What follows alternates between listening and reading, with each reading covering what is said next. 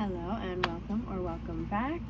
Today we are going to be doing a new moon in Cancer ritual. It is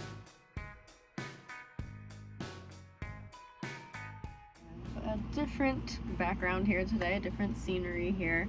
We are in the bus in West Virginia down near the New River Gorge National Park, which is a pretty beautiful, amazing place if I do say so myself. Anyway, Cancer season in general is really kind of intense for me because my moon is in Cancer, so hey, I'm at home right now. And also my sun and my rising suns are both in Capricorn, and so the full moons back to back being in Capricorn here over the next month is like feeling it, okay?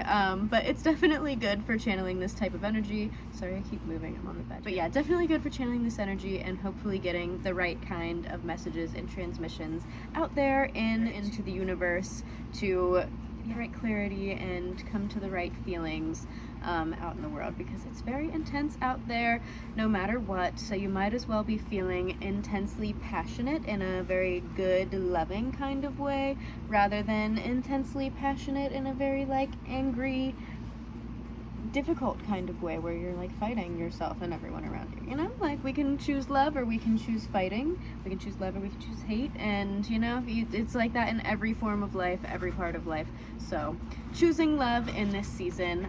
Cancer season is all about being emotional and deep and gooey and ooey.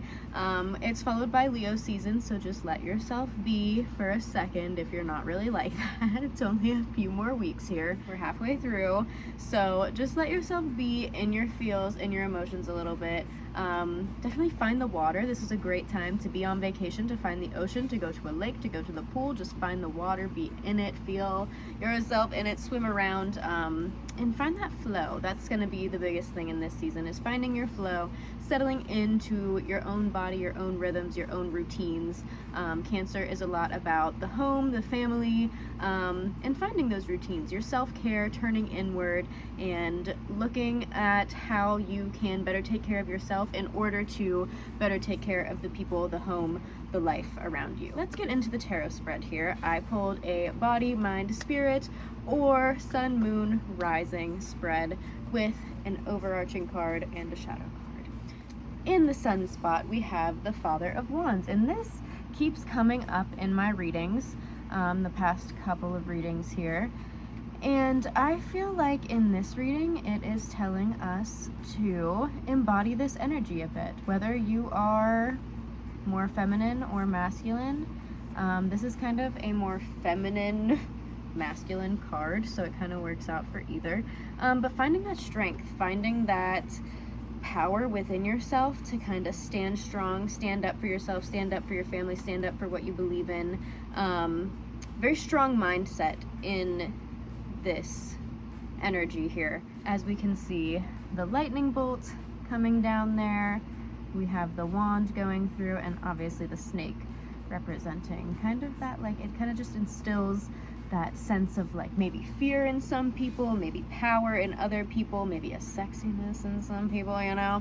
And that's also what this card embodies, is a charm, a charisma. So really embodying that within yourself, that charming side of you, but that also like stand strong for what you believe in. I mean, that kind of goes together, you know, like that prince energy that's just really like sure about what they want and gets what they want by doing what they want all at the same time, you know? Anyway, that's the sun card. I feel like embodying that in this season is going to be helpful, especially in that kind of self-care and turning inward and finding those practices that do work for you, standing strong in those practices and not losing them, keeping that routine strong and doing the things that are good for you because you know that they're good for the things and the people around you as well. In the moon spot, we have the Seven of Swords, which also has come up a couple of times in the past couple of readings that I have done, which is just so crazy when certain types of energy just want to come out at certain times. That's how you just know that it's prevalent. The Seven of Swords here is about secrecy. It's about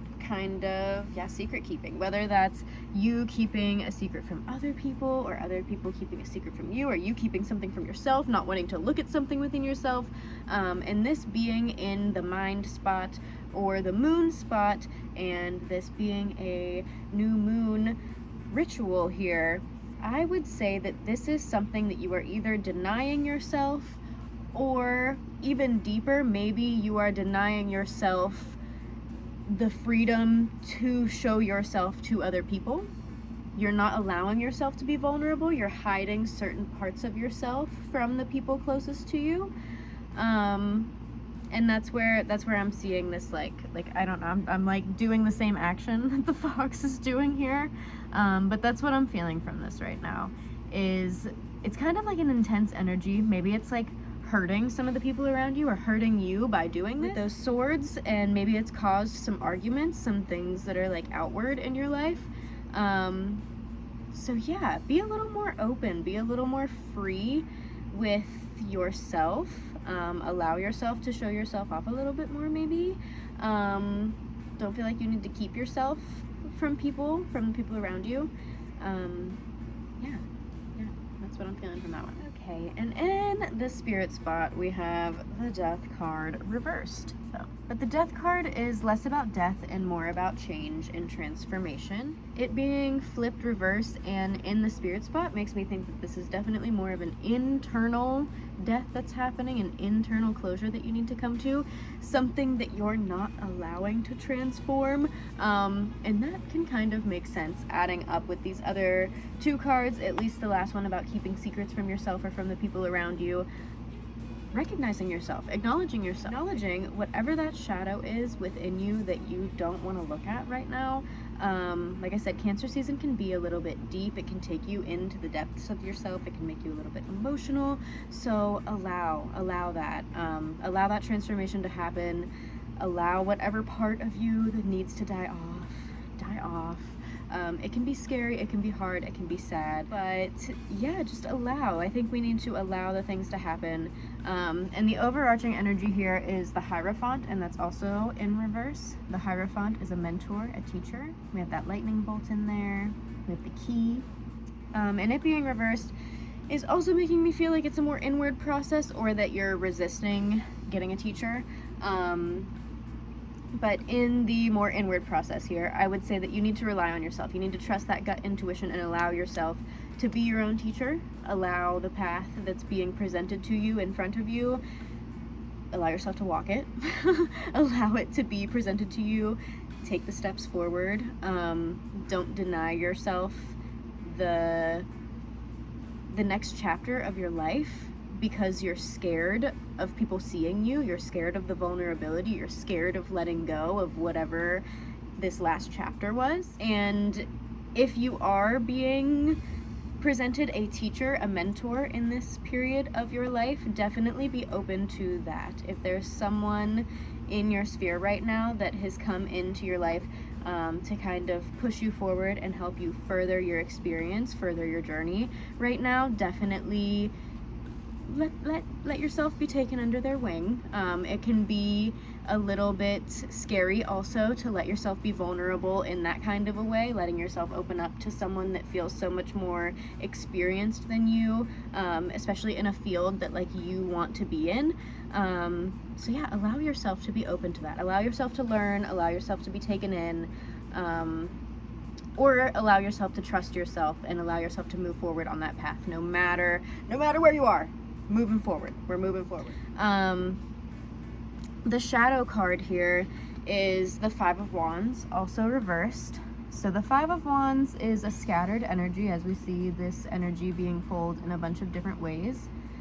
The wands are in the mind, so this is our mind's energy being pulled in all these different ways, and we like can't find a single focus point, which kind of adds up here. Like I said, this is the shadow card, this is the underlying energy, so it's not very like out there in the open, but it's just something that lies in the underneath here. So coming to a place of focus and decisiveness in your brain in this time is going to be important. Maybe using that Father of Wands energy to really come into, like I said, those strong self-care practices, knowing what works for you, standing up for yourself because you know that's what's best for the people around you and the things around you and your betterment of your path, walking your path. Focusing on maybe releasing whatever it is that you feel like you need to hide, and maybe not focusing on it so much. Maybe allowing that focus to be released and focus on the more important things. Maybe it's not as important as you think it is. Whatever that thing that you're hiding is just not as important as you think in your brain. A lot of the time we give a lot of weight to things that just aren't that weighty, you know? So just let it go. Let it float off as one of these sticks in space, and let that one just float off to bring focus to one of the other ones that feels just a little more real and tangible and like in your life right now, that's going to, like I said, move your path forward. Yeah. Let go, find closure, find that transformation. Yeah, I feel like that was a pretty good one. Allow yourself to be open to taking those hits of intuition or being taken in by a mentor. Let yourself learn along the way. I feel like that's a big part of this season for me, has been just learning from myself. I feel like that's what a big meaning of the Hierophant in reverse can mean, is learning from yourself, learning from your own mistakes, learning from your own experience. I feel like that has been a lot of my own experience as a Capricorn, especially. Yeah, I feel like the Hierophant in reverse is very much being your own teacher, learning from your own experience, and really transforming at every single moment that you possibly can. Like, that's how I feel that I function in this world. And so this energy right now, reflecting like the Cancer Capricorn energy,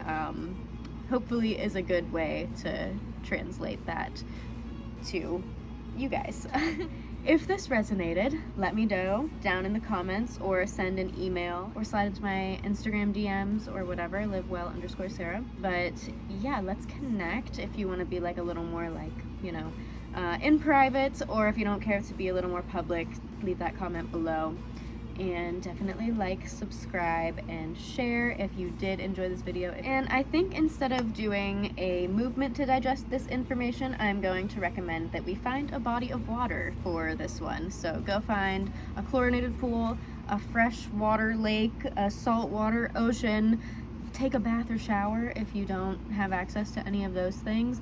Drink a bunch of water if you don't, you know, like, just literally connect with water right now. I think that that's going to be the best way to digest this energy. To connect with this energy is to connect with the energy that is there for us, the water, the moon. You can make moon water. Making moon water under the new moon, we want to make sure that we are doing it after the peak of the new moon, because we don't want to channel that energy of the waning moon if we want to believe in that side of things there. So what is recommended is putting a clear glass container of water under the moonlight, which is not going to be there because it's a new moon. The moon is not going to be out. So you can use like an astrology app to find where the moon is. And after that full, or that new moon peaks, you want to set your jar out in that open, out in the sky under where the moon would be, and allow the new moon energy to charge up your water. You can set intentions into this water. You can use what you got from this tarot reading or whatever you meditated on in general for this new moon, and put those intentions into the water. Allow the moon to charge them up under this energy and take it back inside before the sun rises. You can use it to brush your teeth. You can use it to water your plants. You can just drink it straight. You can use it in your coffee, your tea. If you feel weird, you want to boil it. But yeah, you can really do anything with it, and just ingest that water, take it in. If you want to do some moon water, that kind of a thing, connecting with water in that way. Or, like I said, just find a body of water and jump in it. Go have fun. Go for a swim, go be with your family, go enjoy your home, have a cookout, be at home, be a homebody if you want to. That's another big part of Cancer season, so enjoy that time with family, at the pool, near the water, in the lake, in the ocean, wherever you are. And allow this energy to digest through. I hope that you are able to take something from this that lasts longer than just watching this video. I hope to see you next time for the full moon in Capricorn part 2 ritual that's going to happen in a couple weeks, and anything in between that comes up, posture alignment series, and anything else that I end up posting here. So I will see you next time. Thank you for being here.